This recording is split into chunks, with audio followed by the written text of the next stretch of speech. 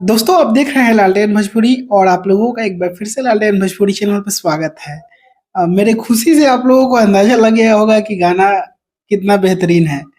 और गाना इतना बेहतरीन है कि हम आप लोगों को बता नहीं सकते हैं। और बड़ा एंजॉय करिएगा इस गाना को आप लोग।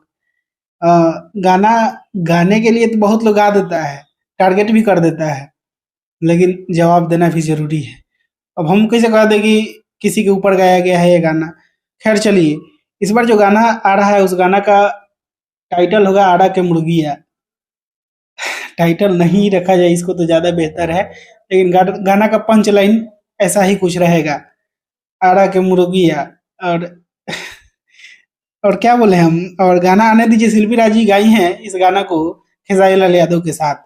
और आर्या शर्मा जी का म्यूजिक है, कृष्णा बेदर्जी जी लिखे हैं। पोस्टर आप लोगों को विद इन 24 आवर्स, ज्यादा बोल रहे हैं 24 घंटे के भीतर, समय ज्यादा हम बता रहे हैं, आप लोग तैयार रहिएगा।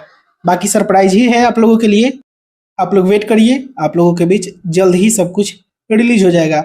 बाकी आड़ा के मुर्गिया पे आप लोग क्या कहना चाहते हैं कमेंट बॉक्स में बताइएगा। और इसी के साथ मैं इस वीडियो को यहीं पर खत्म करता हूँ। मैं मिलूंगा आप लोगों से एक नए वीडियो में, तब तक के लिए जय हिंद जय भोजपुरी।